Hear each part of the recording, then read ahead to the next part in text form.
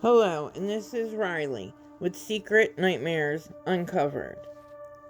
Today we will be talking about the Gabby Petito case and the information that Brian is now in hiding.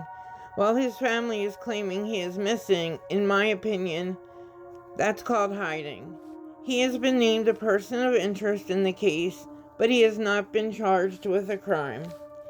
I want to put this out there on our channel. Has anyone seen Brian at his parents' home since September the 1st? Are we taking his parents' word for it? Because I certainly am not. Brian returned home September the 1st. We know that. Gabby's parents didn't report her missing until September the 11th because Brian was no help, and his parents certainly weren't any help in saying that she didn't come back with him in her own van. Now, we are at September the 19th. How do we know that Brian hasn't had a 20-day head start? In his parents' statement, initially, they wanted to remain in the background when this investigation was about Gabby missing. Now they are reporting their son missing, and I really do want to use air quotes, and police, and they are allowing the police and FBI inside their home. They know their son is not there, so of course now they're letting them in their home. If this is a way to try and take the focus off of Gabby, because she is the one the focus should be and remain on, it's not going to work. We will continue to keep Gabby's name in the front line here. We do need to find Brian because he obviously knows things. They are wasting the taxpayers' money when they claim Brian is missing. In my opinion, the parents should be charged with hindering an investigation and aiding and abetting their son to try and disappear before he could possibly be arrested with any evidence that comes in, because the police are not telling us everything. They're not stupid. The FBI isn't telling us everything. Gabby's family issued a statement.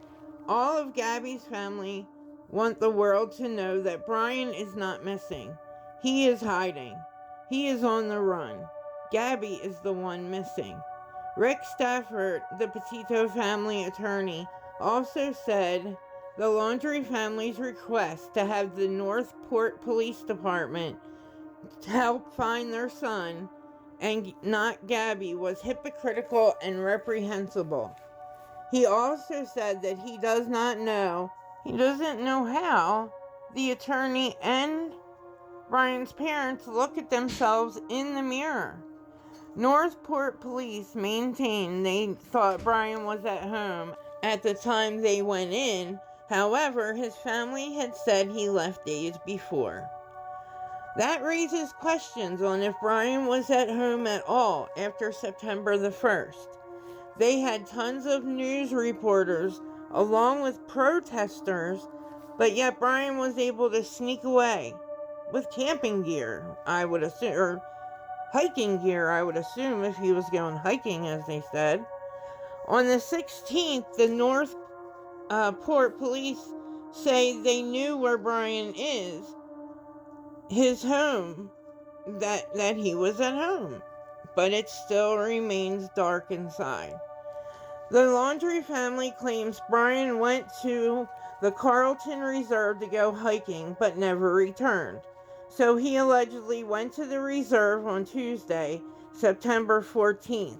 Yet they didn't report him, air quote, missing until Friday the 17th of September, knowing there are angry protesters and people that believe he hurt Gabby, or worse, that were outside of his parents' house. Yet they were not concerned that he left alone, and they didn't report that he was gone until 3 days later. Even though there are people that are very angry with him. It's convenient to ask for police and public's help now, They couldn't be bothered to help Gabby's family. Brian Enton, a correspondent for News Nation Now, has released a video from Red, White, and Bethune family. They are bloggers who were driving through Grand Teton National Park around 6 p.m. on August 27th. Here's the video. We actually weren't able to find any sites, and we ended up driving back through, saw it again, but here it is on the left. So.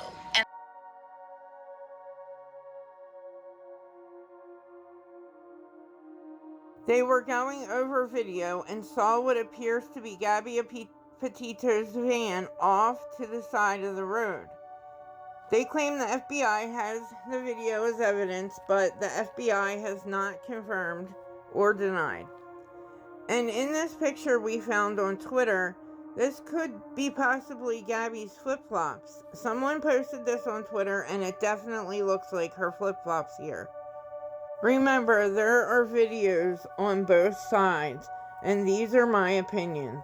Remember, when you are commenting to someone, there is a person on the other side of that computer. So remember to be kind and show love, especially in the world today. We will end with a letter from Gabby's family to the Laundries. Christopher and Roberta Laundrie, we are writing this letter to ask you to help find our beautiful daughter. We understand you are going through a difficult time and your instinct to protect your son is strong. We ask you to put yourself in our shoes. We haven't been able to eat or sleep and we are falling apart. We believe you know the location of where Brian left Gabby. We beg you to tell us. As a parent, how could you put Gabby's younger brothers and sisters through this? Gabby lived with you for over a year. She was going to be your daughter-in-law. How can you keep her location hidden? You were both at Jim and Nicole's house. You both were so happy Brian and Gabby got engaged and were planning to spend their lives together. Please, if you or your family has any decency left, please tell us where Gabby is located. Tell us if we are even looking in the right place. All we want is for Gabby to come home. Please help make that happen. Jim Schmidt, Nicole Schmidt, Joe Petito, and Tara Petito. Please subscribe, like, and share this video and tap the notification bell to be notified because we have more secret nightmares to uncover.